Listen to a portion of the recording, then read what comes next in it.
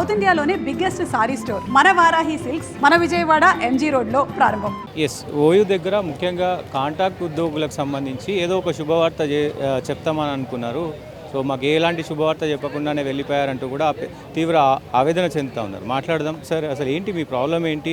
ఎందుకు రేవంత్ రెడ్డి గారు పెద్ద ఎత్తున 1,000 కోట్లతో అభివృద్ధి పనులు చేపట్టినారు. సో మీరు స్వాగతించిన ఇది ఉంది, కానీ ఎందుకు మీరు అంటే మాకు ఎలాంటి ఇది చేయలేదని చెప్పి కూడా అంటూ ఉన్నారు. ఏంటి అసలు?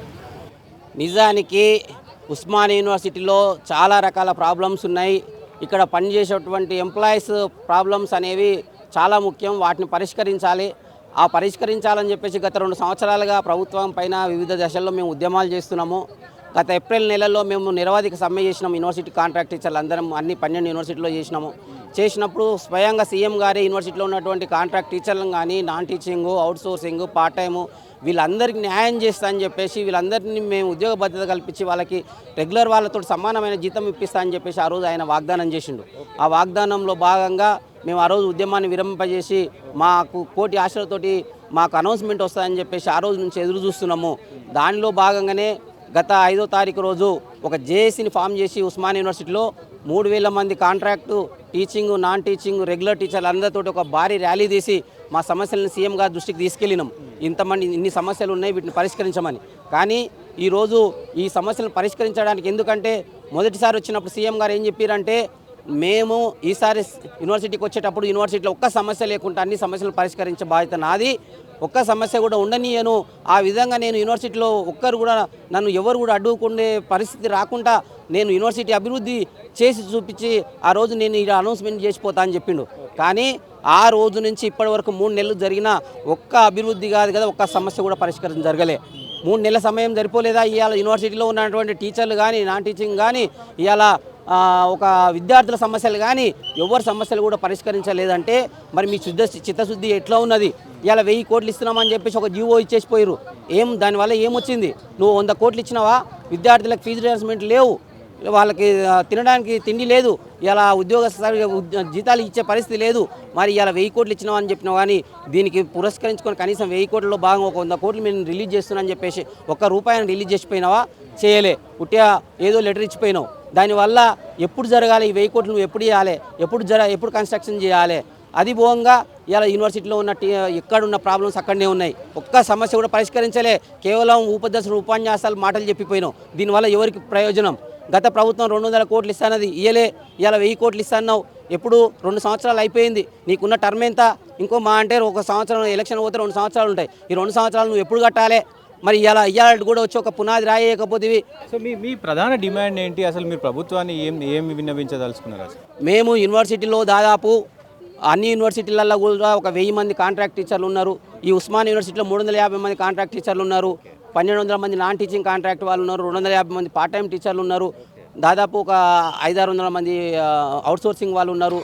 వీళ్ళందరి సమస్యలు వెట్టి చాకిరి ఇక్కడ పనిచేస్తున్నారు. చాలని జీతాలు. ఇవాళ మా రెగ్యులర్ టీచర్లకు 3 లక్షల జీతం వస్తే మాకు 40,000-50,000 జీతం ఇస్తున్నాం. ఎన్ని సంవత్సరాలు చేయాలి ఇట్లా? మేము గత 16-17 సంవత్సరాలుగా నేనే చేస్తున్నా. మా వాళ్ళు కొంతమంది 20 సంవత్సరాలు అయిపోయింది, 30 సంవత్సరాలు అయింది, రిటైర్మెంట్ కూడా అయిపోయింది. ఇక మాకు ఈ వెట్టి చాకిరి నుంచి విముక్తి ఉండదా? మాకు ఈ చాలని జీతాలతోటి మళ్ళా రెగ్యులర్ టీచర్ల కంటే ఎక్కువ పనిచేయాలి.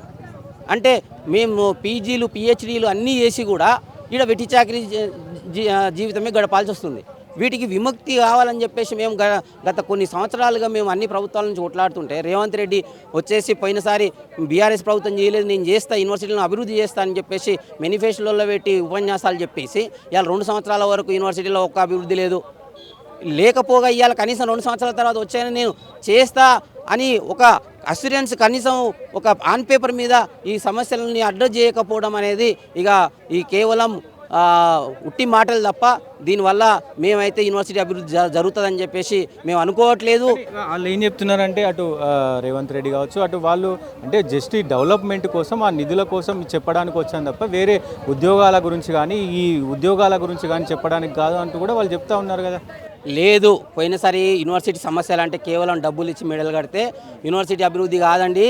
ఫస్ట్ ఇక్కడ 1000 కోట్లతో బిల్డింగ్లు కడితే ఆ బిల్డింగ్లని సద్వినియోగం చేయాల్సిన వాళ్ళు ఎవరు? ఇక్కడ పనిచేసే ఎంప్లాయీ కదా. వీళ్ళకి మీరు జీతాలు ఇవ్వకపోతే అవన్నీ బిల్డింగ్లు కట్టుకొని ఏం చేసుకుంటారు? అలాంటి సమస్యలు మీ దగ్గర ఇప్పటి నుంచి కాదు, 2 సంవత్సరాల నుంచి మేము కొట్లాడుతున్నాం. ఈ వెట్టి చాకరీ జీవితాలు ఉన్నాయి, వీటన్నింటిని అడ్డం చేయాల్సిన బాధ్యత మీది కాదా? మరి ఇవి కాకుండానే ఉట్టినే మెడల్ కడితే అవుతుందా? అవి కూడా కడతారా? గ్యారంటీ ఉందా? ఇలా 100 కోట్లు ఇచ్చినావా? ఇలా పునాది వేసిపోయినావా, రాయేసిపోయినావా? ఇలా ఫీజు రియంబర్స్మెంట్ లేక విద్యార్థులు బాధపడుతున్నారు, 100 కోట్లు రిలీజ్ చేసిపోయినావా? అంటే కేవలం మాటలు చెప్పిపోతున్నావు. పోయిన మూడు నెలల క్రితం వచ్చిన మాటలు చెప్పిపోయినావు. ఈసారి వచ్చేటప్పుడు అన్నీ చేసుకొని వస్తా, సమస్యలన్నీ పరిష్కారం చేసుకొని వస్తున్నావు. ఏం చేసినావు సమస్యల పరిష్కారం? ఏ సమస్య పరిష్కారం అయింది? 3 నెలలు సరిపోలేదా ఇవాళ యూనివర్సిటీలో ఒక సమస్య పరిష్కారం చేయడానికి? ఇంకా ఎన్ని సంవత్సరాలు కావాలి ఇవాళ యూనివర్సిటీలో ఈ సమస్యల పరిష్కారం కావడానికి? కేవలం మీ టర్మ్ అయిపోగొట్టుకొని మళ్ళీ ఈ 1000 కోట్లు నెక్స్ట్ వచ్చే గవర్నమెంట్ మీద పడేయాలి. ఇదేమి అభివృద్ధి అండి? ఇదేమి సిద్ధాంతం అండి? మీరు నిజంగా అభివృద్ధి జరగాలంటే మీరు పేపర్ మీద చేసి ఇలా అన్ని సమస్యలను పరిష్కరించుకొని ఇలా వచ్చి ఉద్యోగస్తులవి కానీ అదేవిధంగా విద్యార్థుల సమస్యలకు కానీ మీరు డబ్బులు ఇచ్చి కానీ విద్యార్థులకి ఫీజు రియంబర్స్మెంట్లు ఇచ్చి కానీ మీరు అవన్నీ రిలీజ్ చేసిపోయి ఉంటే మేము నిజంగా ఈ యూనివర్సిటీ నిజంగా అభివృద్ధి జరగడానికి ప్రభుత్వం చాలా చిత్తశుద్ధితో పనిచేస్తుందని అనుకునేవాళ్ళం. కానీ ఇలా కేవలం మాటలు చెప్పి ఒక లెటర్ ఇచ్చిపోయారు. అది ఎన్నడూ ఇంప్లిమెంట్ కావాలి? డబ్బులు ఎన్నడూ ఇవ్వాలి? ఎన్నడూ జరగాలి ఈ కన్స్ట్రక్షన్? ఎన్నడూ కేవలం గ్రాఫిక్స్లతోటి ఇలా మాటలు చెప్పి పోయారు. దీనివల్ల యూనివర్సిటీ ఎట్లా డెవలప్ అవుతుంది? ఇప్పుడు ప్రస్తుతం ఉన్న సమస్యలు ఎప్పుడు తీరాలి?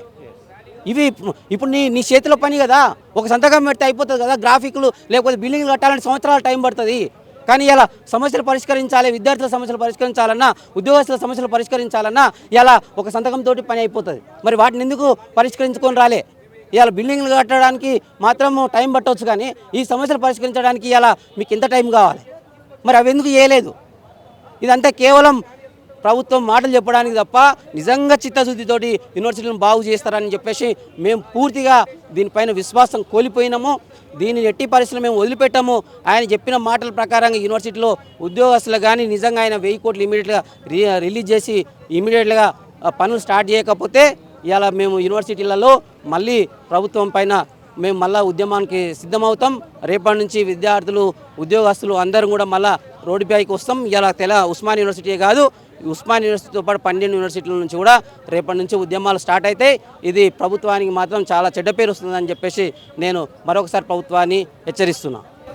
సో ఇది అంటే కాంట్రాక్ట్ ఉద్యోగులు కావచ్చు, అటు ప్రైవేట్ ఉద్యోగులు కావచ్చు, అవుట్సోర్సింగ్ ఉద్యోగులు కావచ్చు, ఓయూలో కావచ్చు, అన్ని యూనివర్సిటీల నుంచి కూడా పెద్ద ఎత్తున ఇట్లా చాలామంది ఉన్నారు. సో వాళ్ళని పెద్ద ఎత్తున గవర్నమెంట్లోకి తీసుకుంటామని గతంలో 3 నెలల కింద వచ్చినప్పుడు మాకు అన్ని భరోసా ఇచ్చిపోయాడు. ఇప్పుడు ఎలాంటి భరోసా కూడా చెప్పకుండా వెళ్ళిపోయాడంటూ ఆవేదన వ్యక్తం చేస్తూ ఉన్నారు. సో చూద్దాం మరి ఏం జరుగుతుందో, రేవంత్ రెడ్డి గారు ఏం చేస్తారో సో చూసే ప్రయత్నం చూద్దాం. కెమెరామెన్ లోకేష్తో సతీష్, హైదరాబాద్, ఓయూ.